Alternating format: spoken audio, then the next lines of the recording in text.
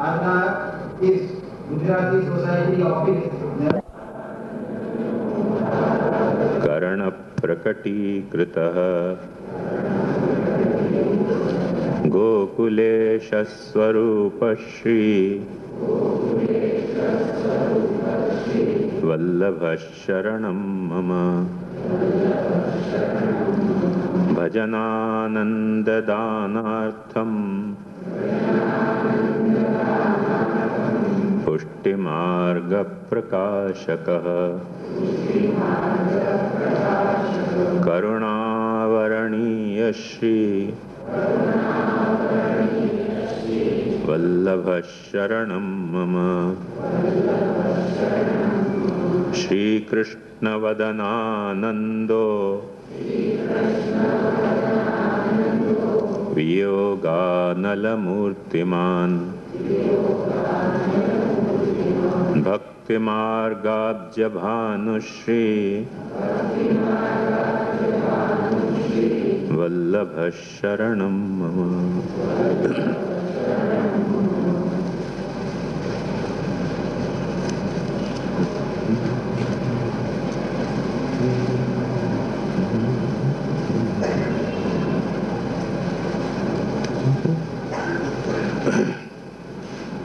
आनंद रूप श्री वल्लभ को आनंद रूप श्री वल्लभ को अपने जिय जानो अपने जानो और सबे चांडी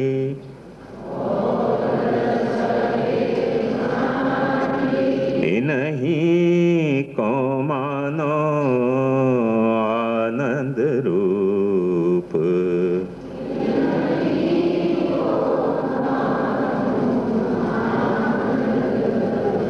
तीन लोक में को नाही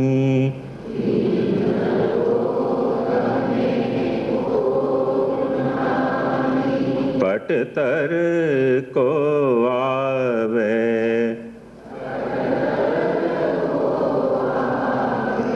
देव कोटि 33 में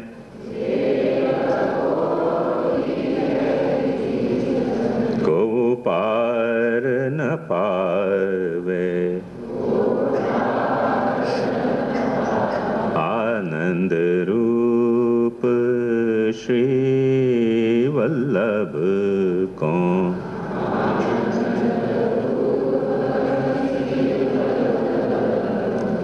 आनंद नाम रसना रटो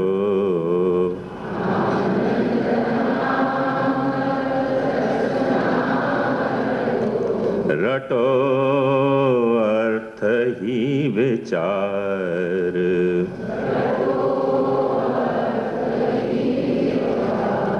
पइये गोविंद जन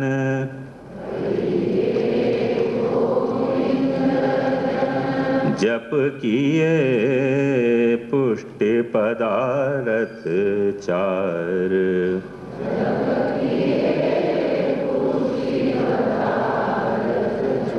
आनंद रूप श्री वल्लभ को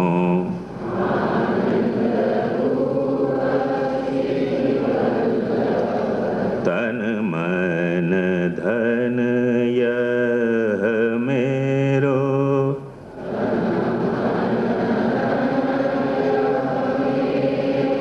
सर्वस परमानंद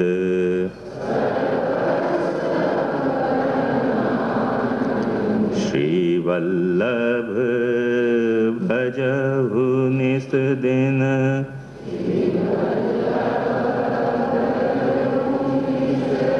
गायन करहु सुछंद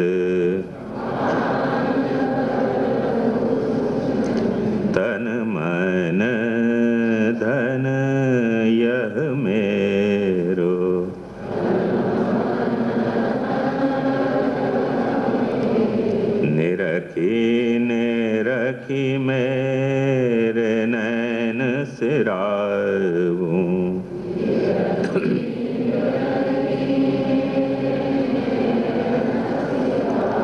श्री हरि वदन मुख चंद,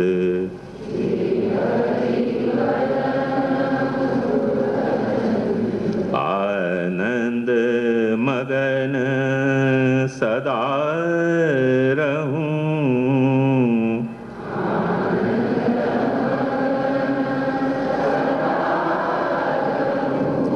रवि दर्शन मनहु अरविंद,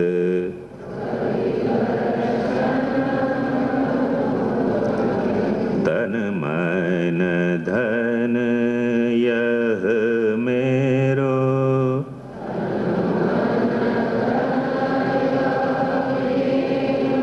सर्वस परमानंद।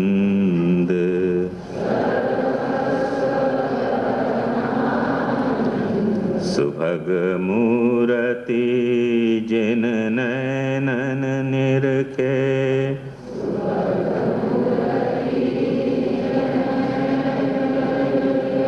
सो जन परे प्रेम के फंद।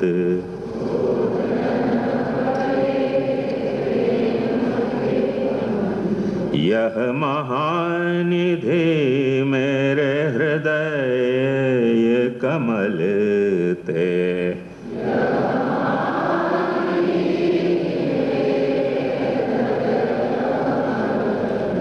छिनमति टारो कहत गोविंद।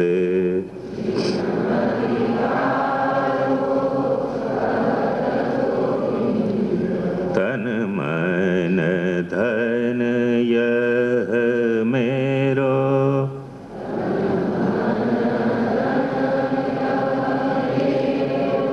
सर्वस परमानंद।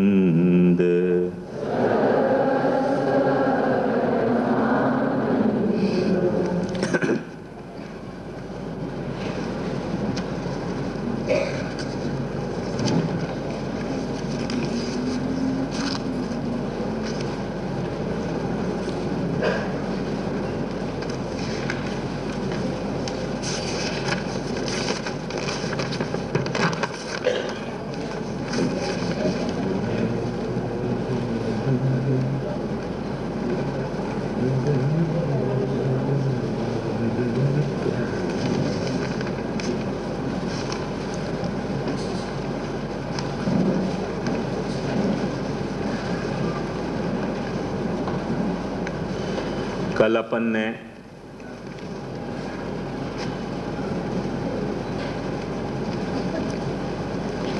विषय अथवा विषय को ग्रहण करने के जो अपनी चेतना के साथ उपकरण हैं, जिन उपकरणन को मुकुंद कुंदाचार्य ने मन वयण काय संबूधो कयो, अपनी यहाँ की भाषा में अपन को कहनो होए, माने मन वाणी और काया जिनको मान्यो, अपने यहाँ की भाषा में कहनो होए तो अपन यूँ कह सकें कि पंच ज्ञानेन्द्रीय, पंच कर्मेंद्रीय, चार तरह के अंतःकरण माने मन, बुद्धि और अहंकार, और काया, पांच भौतिक स्थूल काया, ये सारे उपकरण हैं विषय को ग्रहण करने के। इनके जरिए विषय ग्रहित हुए तो विषय जो ग्राह्य है, ग्रहण करने के जो इंस्ट्रूमेंट हैं अपने पास वो ये हैं, और ग्रहण करने वाली अपनी चेतना। मैं समझूं इतने या स्थूल बात पे तो आपको कोई समझने में तकलीफ अब नहीं रह गई होनी चाहिए।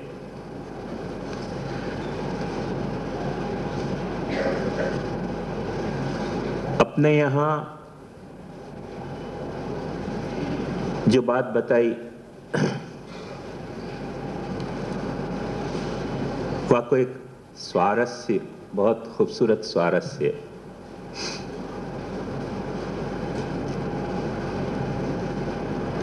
क्योंकि जिन लोगन के मत में देह ही ग्रहण कर रहे हो है, जो कछु ग्रहण कर रहे हो है, अथवा आत्मा ही ग्रहण कर रही है, उनकी सिचुएशन आखी अलग हो जाए या सुख दुख के कॉन्टेक्स्ट में कोई भी निर्णय लेने की। अपने महाप्रभु जी के मत में एक विशेषता ये है, जाको अपन यूं समझ सकें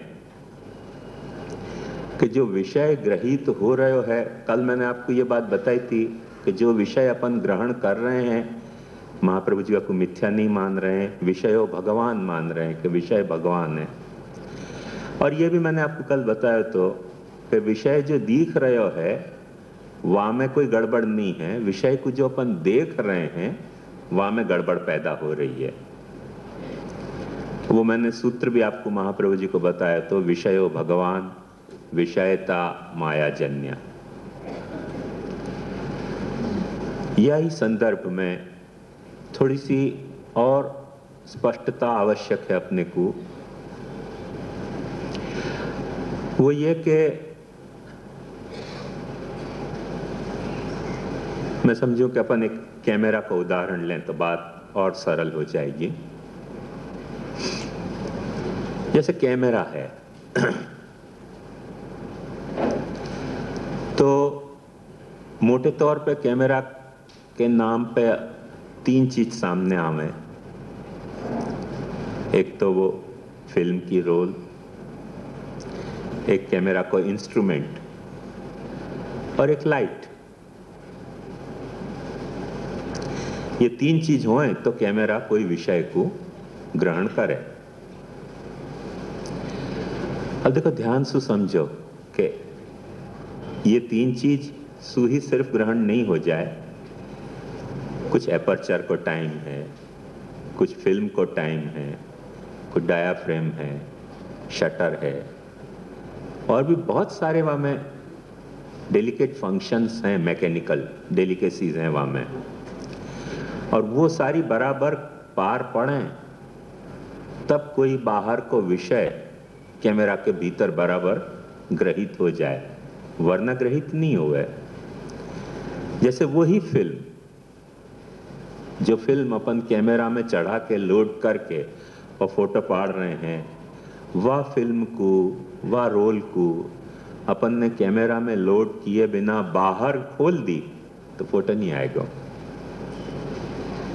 जो सारे फंक्शन कैमरा के हैं परफेक्ट, वहां को सारा मैकेनिज्म काम कर रहे हो है, पर वहां में अपन ने फिल्म लोड नहीं की तो बेचारे कैमरा के बापड़े की ऐसी ताकत नहीं है कि कोई विषय को बाहर वो ग्रहण कर सके, तो वो कैमरा में भी शक्ति नहीं है। अब ध्यान से देखो कि जो भी चित्र आ रहे हो है विषय को, न तो शुद्ध कैमरा से आ रहे हो है, न शुद्ध फिल्म से आ रहे हो है, पर सबके कोलैबोरेशन से वो चित्र ग्रहित हो रहे हो कैमरा में। ऐसे ही जो भी विषय ग्रहित हुए है अपनी चेतना को, ये जो मैंने गिनाए, अथवा वो जो मुकुंद कुंदाचार्य ने मन वयन काय संभूदो कयो, वही कोई विस्तार अपने यहाँ या करे सु कयो है कि पंच ज्ञान इंद्रिय, पंच कर्म इंद्रिय, चतुर्विध अंतःकरण माने मन बुद्धि अहंकार और चित्त, और ये 5 भौतिक देह। तो इन उपकरणन सु, ये सारे उपकरण जो हैं वो कैमरा के मैकेनिज्म के जैसे हैं, और जो भीतर लोडेड फिल्म है वाको अपने चेतना के तरह समझो। अब समझो कि वही चेतना यदि या कैमरा के शरीर में नहीं है तो वो ग्रहण नहीं कर पाएगी चित्र। वही कैमरा में यदि चेतना की फिल्म नहीं अपन ने लोड करी है तो कैमरा भी ग्रहण नहीं कर पाएगा।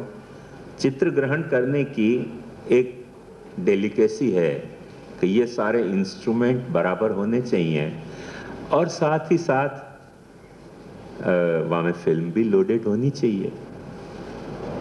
जो भी कोई वाकई बारीकी हैं वो भी अपने को निभाते आनी चाहिए कि भाई कितनी लाइट है, कितनी लाइट में अपने को क्या एपर्चर को टाइम रखना, कैसी डायाफ्रेम रखनी, क्या करना, फ्लैश कैसे चलानी वगैरह वगैरह, जो भी वाकई नियम है फोटोग्राफी के वो सब अपने को निभाने पड़ेंगे। डिस्टेंस क्या रखना चाहिए ऑब्जेक्ट के साथ फोकस में रखने के लिए।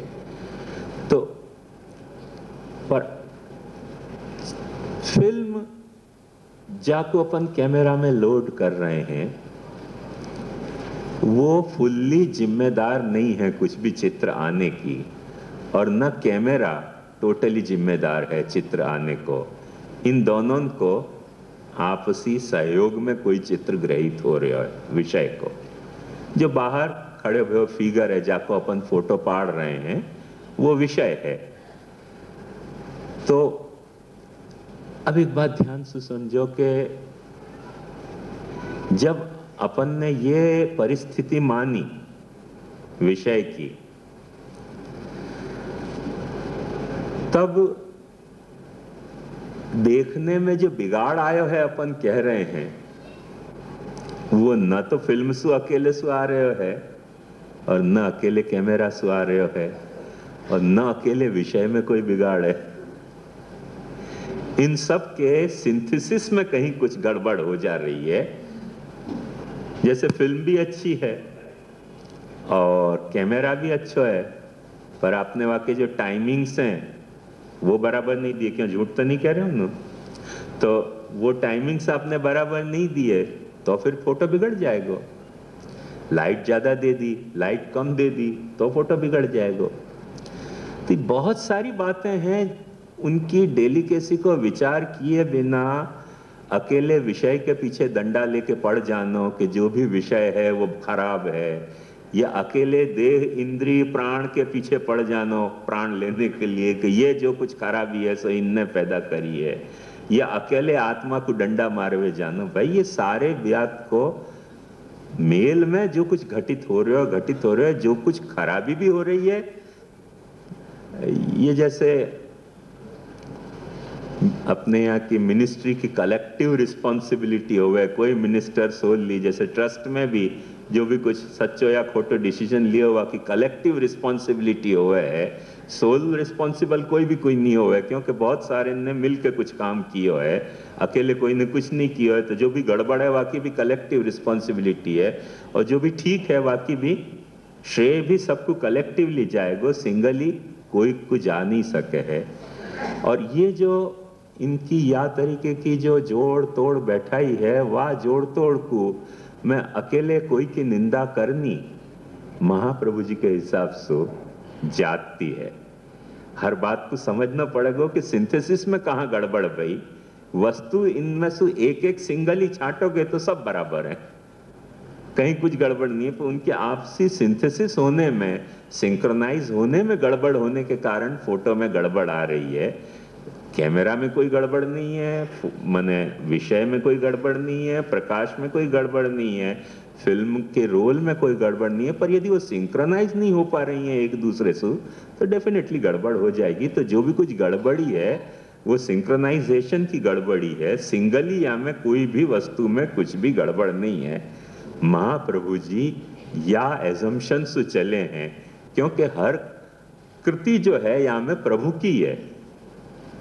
अपने यहाँ सोचे समझे बिना, मैंने एग्जैक्ट परसेंटेज तो मुझे नहीं पता है, पर ऐसा रफ एस्टिमेट में काढ़ू कि समझो शायद 80% लोग अहंकार के पीछे पड़ जाएं कि अहंकार अहंकार बड़ी चीज है। अरे अहंकार तो प्रभु की बनाई हुई चीज है, कोई अपनी बनाई हुई चीज नहीं है। अब जिनसे पूछोगे ना पुष्टि मार्ग में वो सब, क्योंकि वो अपने अहंता ममता को संसार मान्यो करके सब पीछे पड़ गए, मारो मारो मारो अहंता ममता। ऐसा नहीं है भाई, महाप्रभु जी के यहाँ अहंकार, प्रभु खुद गीता में आज्ञा कर रहे हैं, अहंकार इतियम में भिन्ना प्रकृति रष्टधा, भूमिरापो नलो वायु खम मनो बुद्धिरेव च, अहंकार इतियम में भिन्ना प्रकृति। अहंकार तो मेरो प्रोडक्ट है, ये मेरो नेचर है अहंकार। अपन ने कोई बात दूसरे के यहाँ कुछ सुन लियो कि अहंता ऐसा, ले डंडा पीछे पड़ मार। ऐसी बहुत तरह की बेवकूफियां चले, वाके कारण अपने को मूल अपना महाप्रभु जी को सिद्धांत समझ नहीं आवे। अहंकार ऐसी कोई नहीं है, अहंकार को गलत उपयोग गलत है, अहंकार को सदुपयोग बहुत ऊंची बात है। क्योंकि यदि आपने यूं कहो कि अहंकार गलत है तो ब्रह्म संबंध में दासो हम भी आप नहीं बोल सकोगे। यदि अहंकार गलत ही है तो ब्रह्म संबंध में दासो हम कैसे बोलोगे? दासो हम बोलने के लिए भी तो अहंकार की जरूरत तो है ही ना। तो ऐसी बात नहीं है। अहं के कुछ पॉजिटिव रोल हैं, अहं के कुछ नेगेटिव रोल हैं, आत्मा के भी कुछ पॉजिटिव रोल हैं, आत्मा के भी कुछ नेगेटिव रोल हो सके हैं, देह के भी कुछ पॉजिटिव रोल हैं, देह के भी कुछ नेगेटिव रोल हैं, सबके सब तरह के रोल हैं। गड़बड़ी कोई एक वस्तु में नहीं है, क्योंकि सब कछु प्रभु को क्रिएशन है, या कि सिंक्रोनाइजेशन में कुछ गड़बड़ हो रही है, वो सिंक्रोनाइजेशन अपन सुधार लें तो बस सारी बात बन जाए। माने कोई भी रसोई खराब बनी, एक बात ध्यान से समझो, वाके लिए करियाना वाले से झगड़ा करवे अपन जानो जरूरी नहीं है। तो करियाना वाले ने सब चीज तुम्हारे यहाँ बराबर भिजवा दी, हल्दी भी बराबर भिजवा दी, लौंग भी बराबर भिजवा दियो, दाल भी बराबर भिजवा दी, चोखा बराबर, तुमने मिलाने में कुछ गड़बड़ कर दी, हमें करियाना वाला क्या करेगा? मिलाने में प्रोपोर्शन तुमने ध्यान नहीं रखो, तुमने पानी ज्यादा डाल दियो, भात के बजाय वो रबड़ी बन गई। करियाना वाला क्या करेगा? म्युनिसिपल वाटर वर्क्स में झगड़ा करने जाओ तुम, या कहो कि हमारा भात जो है तो चोखा वो रबड़ी जैसा क्यों बन गया, तो हमें म्युनिसिपल वाटर वर्क्स क्या करे? वो तो सब चीज तुमको ने दे दी है, अवेलेबल कर दी, अब कैसे मिलाने में तुमने गड़बड़ कर दी, वहां में वो कोई जिम्मेदार नहीं ना। माल अच्छा भेजिए तो, पर तुमको बनाना नहीं आया तो वहां में वो क्या कर सके? तो ऐसे या बात समझो कि हर चीज प्रभु की बनाई हुई है, यद्वै तत् सुकृतम रसो वैसा। गड़बड़ कहाँ भई है, वाकु भी समझो ध्यान सु कि अपन वाकु कल जो मैंने आपको बताई थी कि सीमा की बात, अपने समझ, अपने विचार, अपनी इच्छाएं, अपनी सामर्थ्य सीमित होने के कारण वह असीम में अपन छेड़छाड़ कर दें, और छेड़छाड़ होने के कारण गड़बड़ हो जाए, वो जो परफेक्ट सिंक्रोनाइजेशन है वो टूट जाए है, और जब टूट जाए वह के बाद सब बेसुराहट आवे। जैसे ऑर्केस्ट्रा है, सब सुर में मिला दियो, सब सुर में मिला दियो और गाना शुरू भयो, और कोई सुर उतार दियो, कोई ने कोई सुर चढ़ा दियो उनने, तो फिर गाना बेसुर हो जाएगा। जाने सुर चढ़ा दियो वो भी एक सुर है, जाने सुर उतार दियो वो भी एक सुर है, पर दोनों जो दो सुर हो गए चढ़े उतरे, वो आपस में बेसुर हैं। न तो वो बेसुर है न ये बेसुर है। ध्यान से समझो, एक इंस्ट्रूमेंट को इतने सा में मिला दियो, दूसरे कुछ ध्यान नहीं आया समझ में, रे में मिला दियो, अब वो सा के साथ जब रे बोलेगो लफड़ा हो नहीं वाला है। हमारे एक संगीत के कैसेट रिकॉर्डिंग में ऐसे ही भयो, सारो गीत हो गयो, क्योंकि आजकल तो वो बट बट के सारो काम हुए ना, तो एक गाने वालों पहले गा जाए पायलट सॉन्ग, उसके बाद रिदम सेक्शन जो है रिदम बजा जाए, फिर उसके बाद इंस्ट्रूमेंट वाले इंस्ट्रूमेंट कर जाए, तो ऐसे वो तीन में बट के हुए वो ट्रैक डिवीजन की रिकॉर्डिंग हो गए। वहां में क्या हो गया कि एक आखो गीत जो है वो ऑफ बीट पे रिकॉर्ड हो गया, तो 3-4 तो गाना यहाँ चलने के बजाय यहाँ चलते तो ऊपर। अब वो सब आपस में झगड़ा करें एक दूसरे से, क्या कुछ आ ही नहीं रही है, मेल ही नहीं खा रहे हो, पीछे सब घबरा गए क्या भयो क्या भयो। फिर एक ने खोज के कही करे ये रिदम जो है ऑफ बीट जा रही है और गाना ऑन बीट जा रहे हो, हम वहाँ के साथ बजाएं कि रिदम के साथ बजाएं कि गाना के साथ बजाएं। वो इंस्ट्रूमेंट वाले माथा ठोके, अब क्या करना कैसे करना, 3-4 घंटा लगे सब सुधारने में पाछे। तो क्या कि सब बराबर ही रहते, वो रिदम वाले भी बराबर रहते, वो भी बराबर थे, सिंक्रोनाइजेशन में थोड़ा सा फर्क पड़ गया, एक मात्रा चूक गए तो वहां को 1 आवे तो वहां को 2 आ जाए, वहां को 2 आवे तो वहां को 3 आ जाए, फिर मेल खावे नहीं पाछो। तो 8 पे जहां दोनों के साइकिल पूरे होने चाहिए वहां 9 पीछे से एक टी और निकले, तब क्या करना। तो ये सिंक्रोनाइजेशन की प्रॉब्लम है, ये बात ध्यान से समझो। जो गड़बड़ भई है सिंक्रोनाइजेशन में भई है, करके महाप्रभु जी ने विषय को खत्म करना के विषय को ग्रहण करने वाले जो अपने इंस्ट्रूमेंट हैं, ये देह, इंद्रिय, प्राण, अंतःकरण, इनको खत्म करना, के आत्मा को निर्वाण कर देना, ऐसा दृष्टिकोण महाप्रभु जी ने नहीं अपनायो आनंद पाने के लिए। इन लोगों को क्यों ऐसा लगे हो? क्योंकि जो गड़बड़ हो रही है वो इनके कारण हो रही है। अब जो गड़बड़ हो रही है वो इनके कारण हो रही है, तो जो बेचारा वो पुरानी गुजराती की कविता में आती है ना कि जाके गला में फांसी चढ़ जाए वाकू चढ़ा दो फांसी पे। अब फांसी को नहीं बैठे फंदा, तो उनको गला मोटो तो उन्होंने अच्छा ऐसा पतलो खोज के लाओ के जाको चढ़ा दो फांसी पे। हाँ, जाड़ा नर ने जोई। तो या तरह जो मिल जाए हाथ में फिर वाकू चढ़ाओ फांसी पे। कोई को देह हाथ में मिल गयो, कोई को मन हाथ में मिल गयो, ले डंडा पीछे पड़ गए, मारो मन को मारो, मन को मारो। कोई कह रहे हैं विषय को मारो, कोई कह रहे हैं इंद्रियन को फोड़ दो, कान से सुनो मत, आंख से देखो मत, कोई कह रहे हैं देह को खत्म करो, जैसे चारवाक ने कही। बुद्ध भगवान ने कही नहीं नहीं, आत्मा को ही खत्म कर दो ना, सारी बात खत्म हो जाए। ये जो है ना, वो तो ऐसी विचित्र कथा है। गुजरात में ऐसे कहवे कि वो एक बापू ने महल बनाया, वहां में 2 उनको बुला लिए बारोटन को। तो वो बहुत जाड़े बापू थे, तो वो उनने कही कि महल बनाया, सब दिखाया, तो उनने कही देखो कैसा महल बन्यो। तो एक बेचारा भाई छोट उदास मुंह को बैठ गयो। क्यों उदास बैठे हो? महल बनियो सो तो अच्छा बनियो, पर तुम मरोगे तो निकलोगे कैसे? हमें दरवाजे तो छोटे छोटे हैं। अभी तो महल बने हुआ में ये चिंता। तो वो बापू नाराज हो गए। तो बापू नाराज हो गए, तो बड़ा भाई ने देख लियो कि भाई बापू नाराज हो गए। वाने कही बाप जी माफ करो, आ तो गधेड़ो छे, साव कहीं जानतो नहीं, एमा कहीं मारे तो काटी कापीने काढ़ी देशुं बार, एमा कहीं वधारे थोड़ું છે। 101 चढ़िया ते बुद्धि वाले એટલી કઈ એમાં વિચારવાનું હોય? મરી જશો તો લાસ્ટના ટુકડા ટુકડા કરીને બહાર કાઢી દેશો, એમાં આટલું કઈ હમણાં વિચારવાનું હોય? બાપુ કે ભાઈ તમે જાઓ અહીંયાથી, મારું આજે મહેલનું ઉદ્ઘાટન થાય છે, તમને આ ચિંતા ફક્ત સતાવે છે કે લાસ્ટ નીકળશે કેવી રીતે દરવાજામાંથી। क्यों समझ नहीं पावे क्योंकि सिद्धांत क्या है। कोई देह के टुकड़ा करके काट देना चाह रहे हो बापू के, कोई आत्मा को काट दे रहे हो, कोई कह रहे हो अमन बनाओ, अमनी अवस्था हासिल करो, कोई कुछ कह रहे हो, कोई कह रहे हो आंख फोड़ो, कोई कहना। महाप्रभु जी हमें कह रहे हैं धीरज तो रखो, शांत से समझो, जहाँ सिंक्रोनाइजेशन में गड़बड़ हो गई वह फिर से सुधार लो, सुधर जाएगी। नहीं सुधर सके ऐसी बात नहीं है। करके महाप्रभु जी ने बहुत एक अच्छी बात सुबोधनी में कही है कि स्मार्ते ही संस्कारा शक्ति सर्वत्र त्याग एव विधीयते।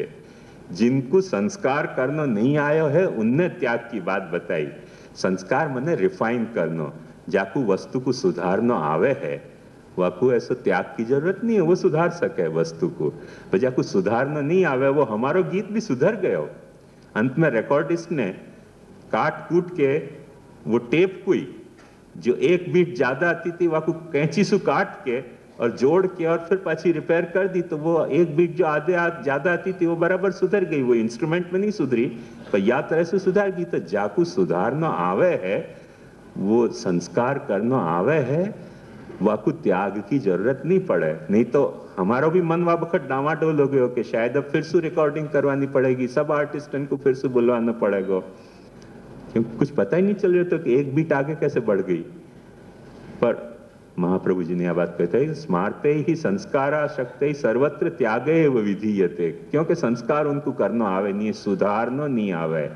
तो या में जो सिंक्रोनाइजेशन में जो गड़बड़ भई है वह कुछ सुधारने पे न विषय त्याग की आवश्यकता है, न विषय को ग्रहण करने वाले उपकरणन के त्याग की आवश्यकता है, और न विषय को ग्रहण करने को कर्ता जो है चेतना वाकु ही निर्वाण में पहुंचा देने की बापू को काट काट के कोई आवश्यकता है। बापू जिंदे रह सके ऐसी बात नहीं है, और इतना धांधल नहीं मचा देनी चाहिए। महाप्रभु जी को ये कहना है करके महाप्रभु जी ने आखो जो उपाय बतायो है वो ऐसा नहीं बतायो है विषय और ये जो गड़बड़ जो मैंने आपको बताई विषयता की, वो विषयता की जो गड़बड़ है वो विषयता को अपने कैसे काबू पानो, तो मामे व ये प्रपद्यन्ते माया मेतान तरंतिते, ये जो भगवान ने गीता में आज्ञा कही वाक्य आधार पे वो माया को भी अपन कंट्रोल में ला सके हैं और सुधार सके हैं।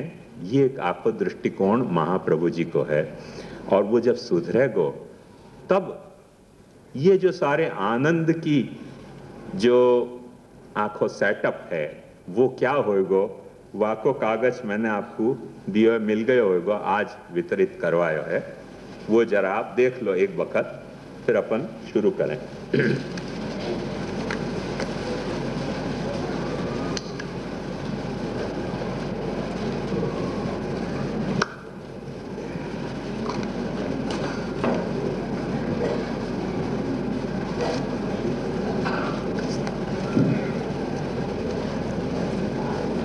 कल के तो विषय में आपको कोई पूछने को हो तो प्रश्न के बाद पूछ लीजो, पर आज अपन या मैं आगे बढ़ना चाहेंगे या मैं ध्यान से देखो। आनंद, आनंद के 3 भेद हैं, पुष्टि, प्रवाह और मर्यादा। या मैं प्रवाह के प्रावाहिक जो आनंद है वाके 2 भेद हैं, विषय भोगात्मक और विषय त्यागात्मक। मर्यादा के जो मर्यादिक आनंद है वाके भी 2 भेद हैं, त्रैवर्गिक आनंद और आपवर्गिक आनंद। त्रैवर्गिक माने धर्म, अर्थ, काम और मोक्ष, और आपवर्गिक मतलब मोक्ष को, चौथे पुरुषार्थ को आनंद। वाक्य अंतर्गत अपने यहाँ आत्मानंद, तत्त जो देव हैं माने कृष्ण के अलावा जो भी दूसरे देव हैं उन सब देवन के भजन करने वाले को उन देवन में सायोज्य, सालोक्य वगैरह जो मुक्ति मिले है वाके भी कुछ आनंद के रूप हैं। और अंत में ब्रह्मानंद जो अक्षर ब्रह्म में सायुज्य पाने को आनंद है, ये सारे मर्यादिक आनंद हैं। और या के बाद सर्वानंदमयस्यापि कृपानंद सुदुर्लभ, एक कृपानंद है, प्रभु की कृपा को आनंद है। और वह कृपा को आनंद अपन 2 तरह से अनुभव कर सकें, अपने बाहर और अपने भीतर। और जो अपन बाहर अनुभव करें हैं वो आनंद, भजन को आनंद भी बाहर अनुभव कर सके हैं, अथवा भजनीय माने सर्वदा सर्वभावेन भजनीय वृजाधिप, वह भजनीय को भी बाहर अपन आनंद अनुभव कर सके हैं। तो वो भजन को आनंद, एक बात ध्यान से देखो, भजन के आनंद में अपनी प्रधानता रहेगी, भजनी गौण हो रहा है, और भजनी के आनंद में भजनी की प्रधानता होगी, अपन गौण हो जाएंगे। या तरह से ऐसे एक भजनानंद है, एक भजनी आनंद है। और वो भजनानंद को पाछो 2 प्रकार है, सेवा कथा अथवा सेवा कथा दोनों।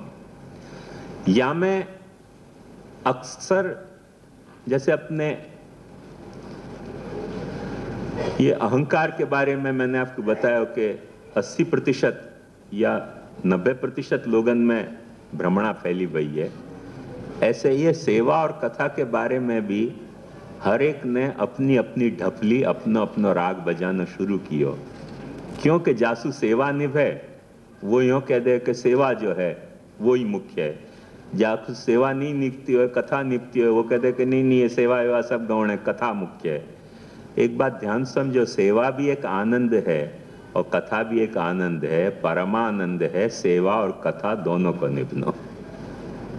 वो क्यों मैं आपको आगे समझाऊंगा, ये एक थियोरेटिकली इतनी बात समझ के चल जाओ कि सेवा एक आनंद है भगवान की, भगवत सेवा अपने से निभ रही है, एक बड़ा आनंद है, और भगवत कथा निभ रही है, ये भी एक बड़ा आनंद है। पर भगवत सेवा और भगवत कथा दोनों निभे तो परमानंद है, नहीं तो आनंद है। या बात को थियोरेटिकली समझ के चलो।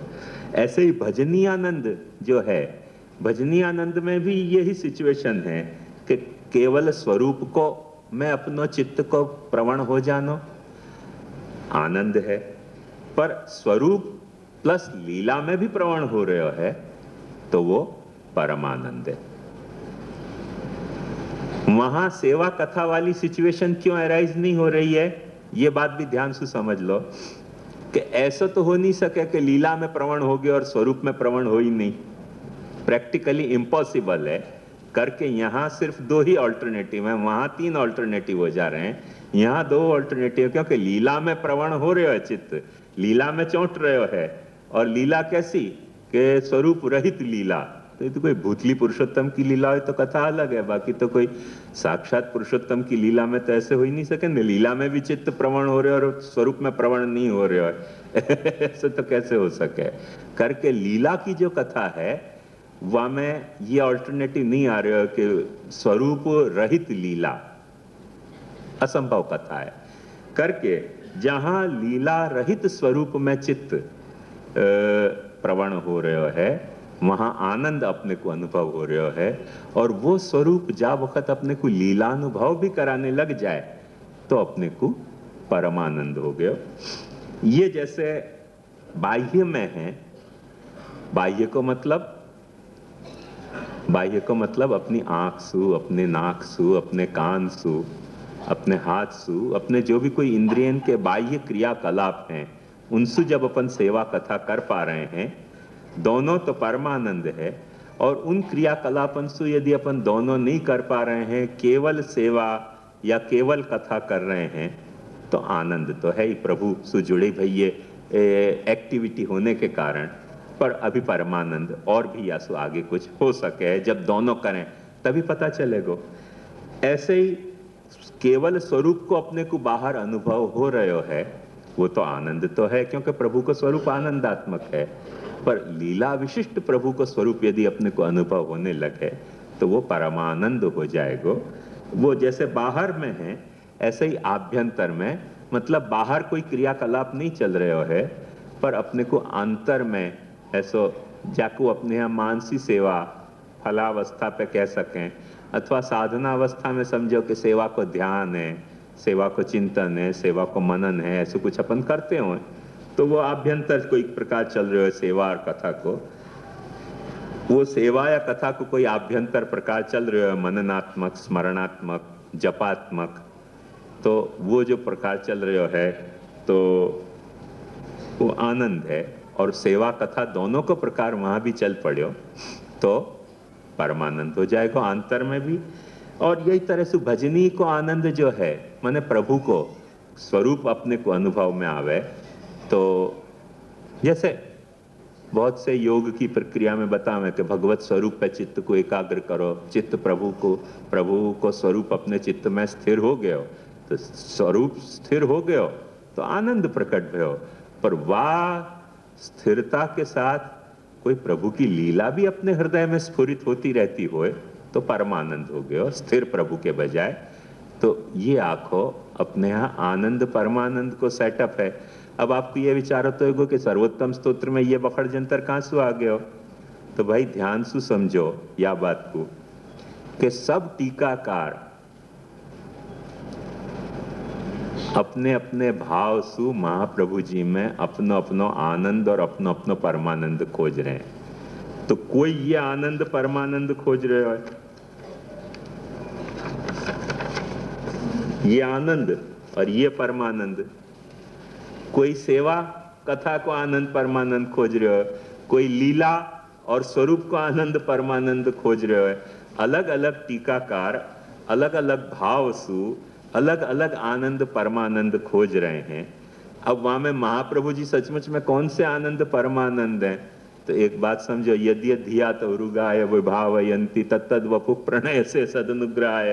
वही एक अपन साधो एक सीधो से सिद्धांत पकड़ के चलें कि भाई महाप्रभु जी को आपको जैसे समझना है ऐसे समझो। मुख्य मुद्दा यह में है कि महाप्रभु जी आनंद भी हैं परमानंद भी हैं, तो कौन से आनंद के कारण आनंद है, कौन से परमानंद के कारण परमानंद है, वो टीकाकार की अपनी अपनी महाप्रभु जी के तरफ देखने की दृष्टि है या हृदय को, टीकाकार को भाव है, वह हिसाब से ये सब चार्ट मैंने या लिए बनाए कि फिर अचानक टीका पे अपन जावें और फिर अपने को हो जाए कि एक टीकाकार एक बात कह रहे हो, एक टीकाकार एक बात कह रहे हो। वाकई पहले अपन को एक सिस्टमेटिक अपने को आनंद परमानंद को पूरा स्कोप समझ में आना चाहिए कि पुष्टि मार्ग के तहत आनंद और परमानंद को स्कोप क्या है। तो ये जब टीका चलेगी तब आपको समझ में आ जाएगी बात। और या तरह को आंखों ये आनंद और परमानंद को सेटअप है। या मैं एक बात ध्यान से समझो, जो मुख्य आज मैं आपको समझाना चाह रहा हूं वो बात यह है कि विषय और जो अपन ने जैन, बौद्ध, चारवाक और इन महाप्रभु जी के अलावा सब विचारधारा में जो अपन ने एक बात देखी कि कहीं न कहीं कुछ न कुछ छोड़ देने की बात थी। वहां में सबसे बड़ी तकलीफ मैंने जैसे आपको बताई वो ये उनको खड़ी हो गई थी कि कोई भी सुख ऐसा नहीं है जा सुख के साथ दुख जुड़े भयो न होए। और उनने ये एक थ्योरी पे आनंद को खोजना चाहे कि आनंद मने ऐसो सुख के जामे दुख को लवलेश न होए, वो सुख आनंद है।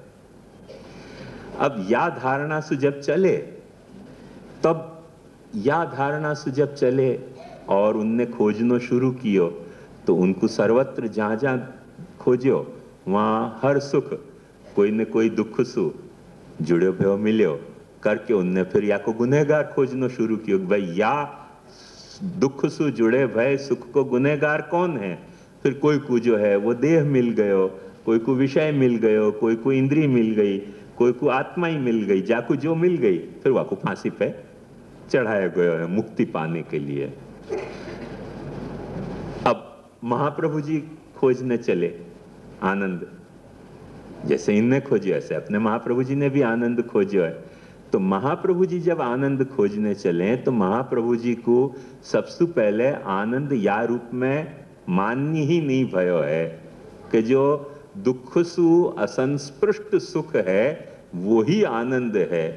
ऐसा महाप्रभु जी आनंद नहीं मान रहे हैं, क्योंकि आनंद महाप्रभु जी मान रहे हैं बेसिकली एक बात ध्यान से समझो कि अपनी सत्ता की, अपनी चेतना की वो स्थिति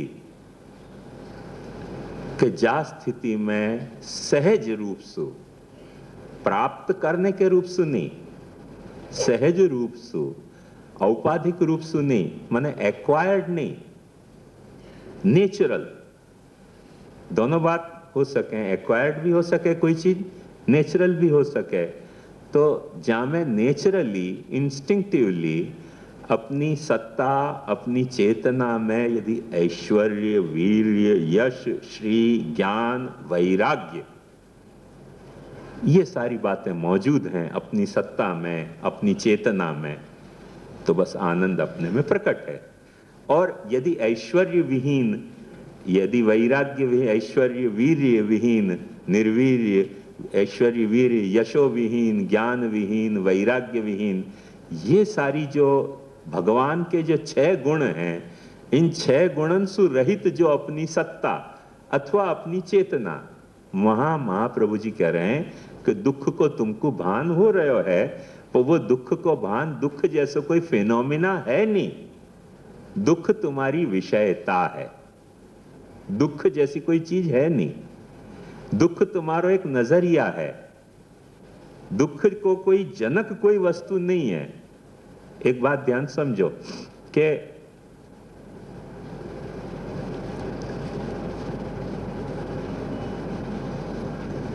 एक पर्सनल बात है, बता रहा हूं आपको कि हमारे कजिन जब शादी भई तब हमारे वहां के बहुत डिस्कस होती थी, तो कहते तो कम से कम 6-7 बच्चा चाहिए मुझको।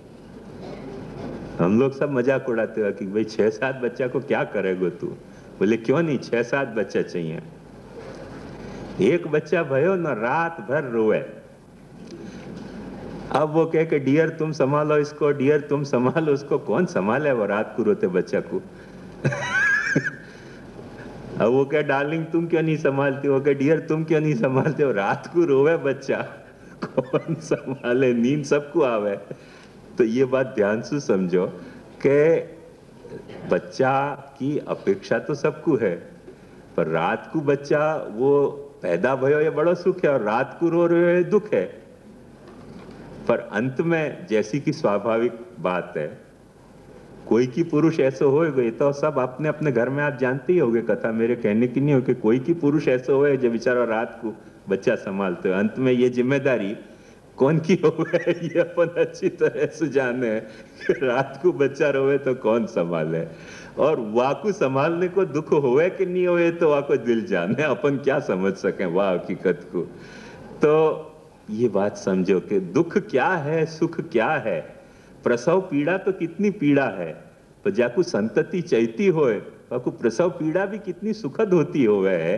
ये बात एक समझने की जरूरत है। कोई ऐसे दंपति को तो पूछने से बेकार है, पर कोई ऐसी माँ को पूछ के देखो कि जाकू बहुत दिन तक बच्चा नहीं होते और फिर एक दिन बच्चा होने वाला और प्रसव पीड़ा हुआ है, वाकू पीड़ा को भी आनंद आने जाए।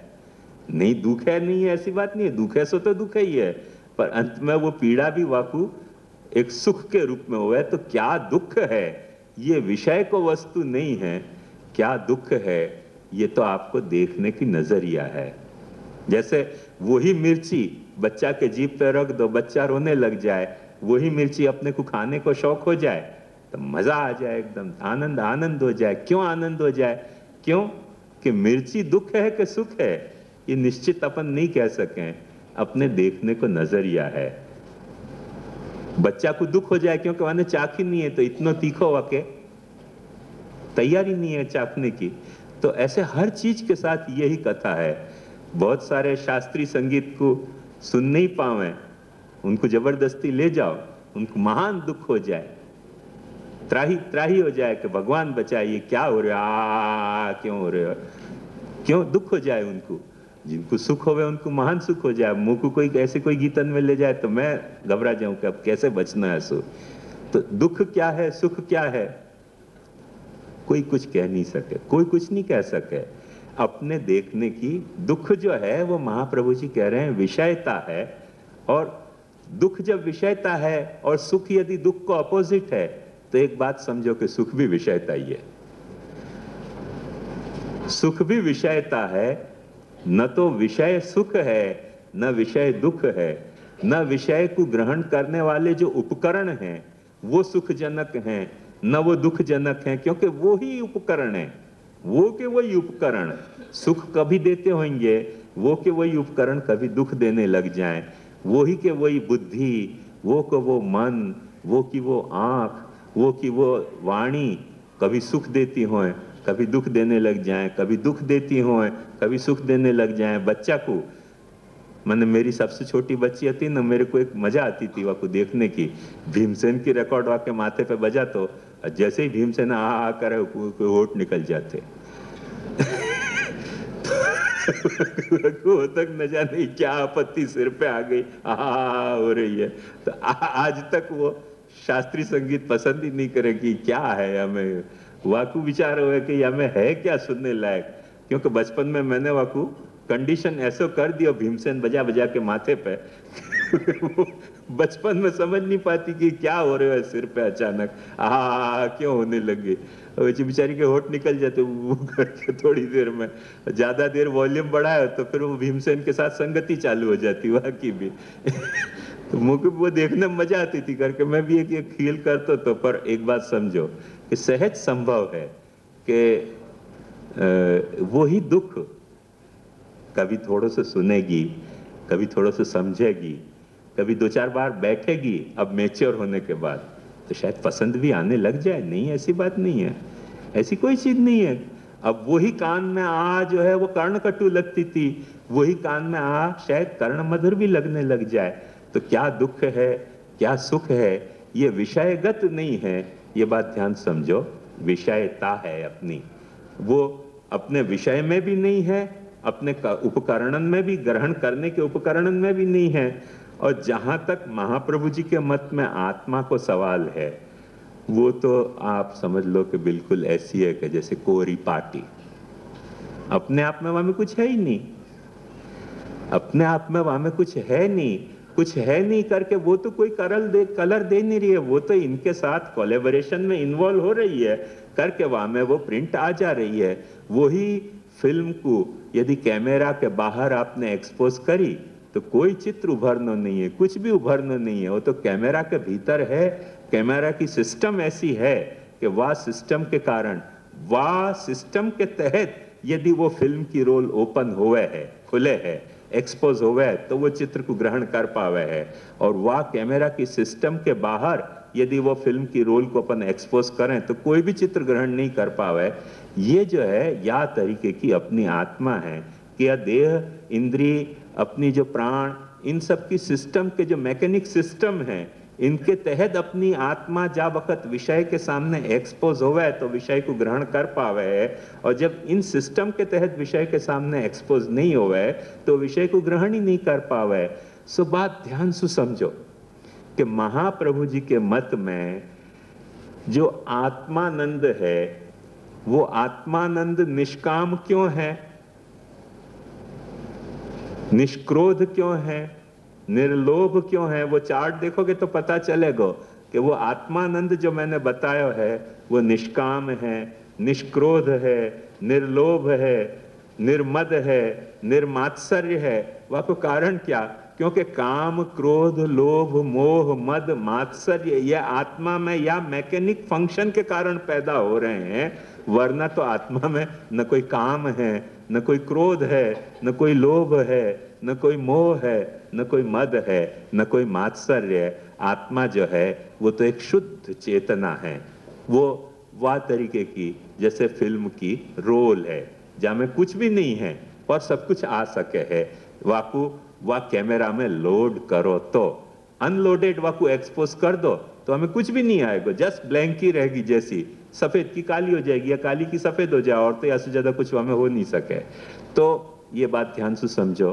कैसे आत्मा शुद्ध या तरीके की है, या के लिए आत्मा को जो आनंद है वो आत्मा, ये सारे जो दुख और सुख जाको अपन समझ रहे हैं, उन दुख और सुख से रहित अपन हो जाए हैं करके आत्मा में रहो भयो जो स्वाभाविक आनंद है, फिर थोड़ो सो अपने को उभर के वो कस्तूरी मृग की तरह थोड़ो सो दिखलाई दे है।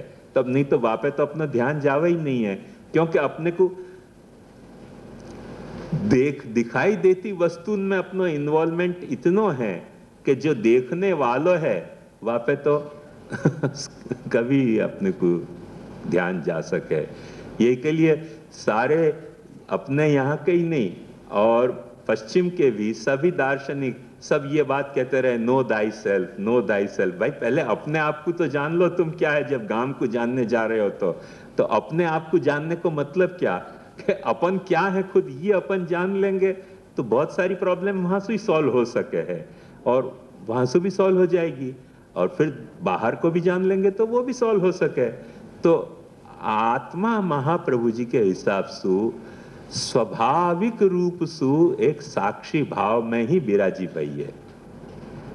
पर अंतर क्या है कि वो साक्षी भाव काम क्यों नहीं कर रहे हो है, ऑपरेट क्यों नहीं कर रहे हो है? क्योंकि साक्षी खुद जो है वो इन इंद्रियन के गुंडा में फंसे भयो है। अब वो बोले तो वो कैसो, वो गुजरात की एक कहावत है कि दो दरबार आपस में झगड़े और एक दुकान वाला बेचारा वहां बैठे हुए तो दोनों ने जाकर फरियाद करी कि ये लड़ाई भई थी, सो ये दुकान वाला वहां बैठे हुए तो राजा ने कही कि चलो भेजो उनको, दुकान वाले को बुलाओ। यानी कि दुकान वाला, दोनों ने दरबार ने आपको धमकी लगाई कि जो हमारे विरुद्ध तेने गवाही दी तो देख लीजिए मार देंगे। बेचारा दुकान वाला घबरा गया कि मरे ये तो, या छोड़, या के विरुद्ध है तो मरे, या के विरुद्ध है तो मरे, अब अपने तो तलवार तो हाथ में आनी नहीं। तो वकू जब राज्य में बुलायो तो वानी कि भाई क्या भयो सच्ची बता। बोले ओला भाई ओनी कोर थी आवता था, आ भाई ओनी कोर थी आवता था, आ कहीं बोलिया ते कहीं बोलिया, जबो जब खेचाणी मारी आंखों में चाणी खत्म। શું ખબર પડે આમાં શું થયું ને શું ન થયું। साक्षी बिचारो ऐसा है ना कि दोनों बाजू से को तलवार लगने को डरे, तो क्या बोले क्या, कौन के मत में बोले। तो अपनी आत्मा भी जो है ना याद रहे जबो जब खेचाणी न मारी आंखो मिचाणी अपनो साक्षी भाव ही खंडित हो जाए। भागवत कार्य आकु बहुत अच्छे ढंग से कहे कि जिह्वै कतोचित विकर्षति आह वितृप्ता शिष्णोन्यतस्त्वगुदरम श्रवणम कुतश्चित ग्रहणोन्यतस् चपल दृक् क्वच कर्म शक्ति भव्य सपत्न्यैव गेहपतिम लुठंती।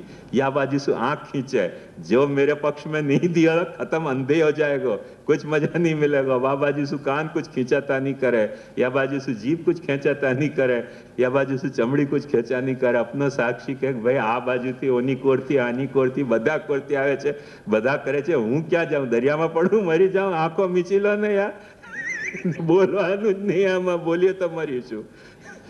तो ये अपनो साक्षी जो है वो या तरह से घबरा गयो है साक्षी। बैठो तो जब झगड़ा भयो तब, पर करे क्या, चले नहीं वाकी, सिस्टम में ट्रैप हो गया क्या कि वो एक है और ये 11 भी नहीं, 10 और 4 14 है।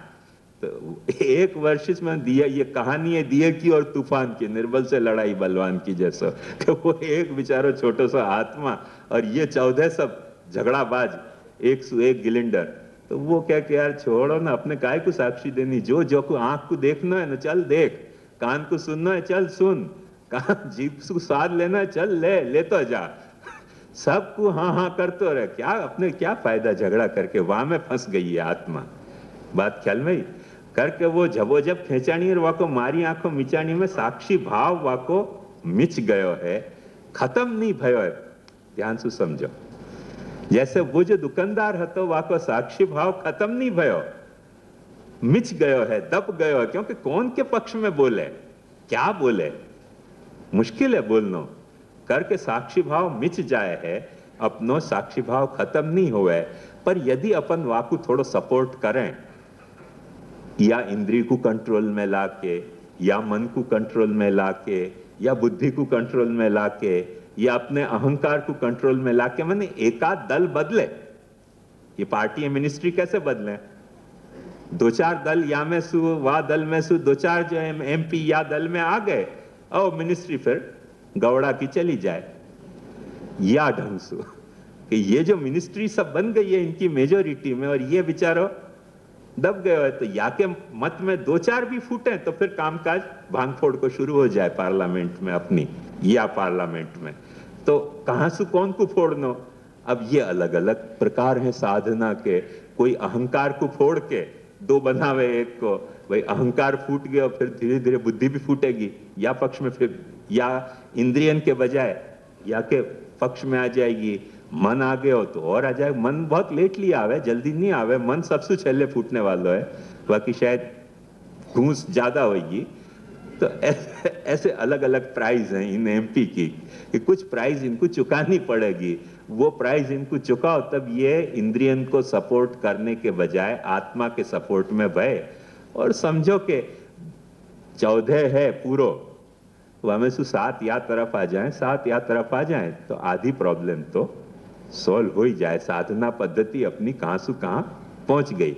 वो मेजोरिटी वहां तरफ रहे तो ये जबो जब मिचाणी और खेचाणी और मारी आंखों मिचाणी हो जाए, आत्मा बेचारी मिच जाए, क्या करे। तो जैसे जैसे जहां सु या को जो भी सपोर्टर मिलतो होए, वो एक एक सपोर्टर देनो शुरू करो। करके महाप्रभु जी ने 2 सपोर्टर या के सबसे पहले कहां खोजे थे, तत्सिद्धि तनु वित्तजा, ये सपोर्टर खोजे थे। भाई पहले तनु को तो लगाओ, एक सपोर्टर ये मिल गयो, आत्मा और शरीर, चलो 2 जुड़े भगवान में, वित्त को जोड़ो, 3 जुड़े ना, 3 जुड़े, फिर चौथो मन जुड़ जाएगा जा दिन, अच्छो फिर अब फाइट बराबर होगी, अब ऐसा विरोध नोंदा सकेंगे। 14 में से 4 तो हो गए ना या तरफ। ऐसे धीरे धीरे एक एक बढ़ते बढ़ते निरोध लक्षण में जाके महाप्रभु जी ने सारो मिनिस्ट्री को डावाडोल करके, यस्य वा भगवत कार्यम यदा स्पष्टम न दृश्यते तदा विनिग्रहस्तस्य कर्तव्यति निश्चय करके गौड़ा के अगेंस्ट अविश्वास को प्रस्ताव पास करवा दिया। आई ना बात समझ में। तदा या जो अपने काम नहीं आ रहे है वो आगे विरुद्ध अविश्वास का प्रस्ताव पास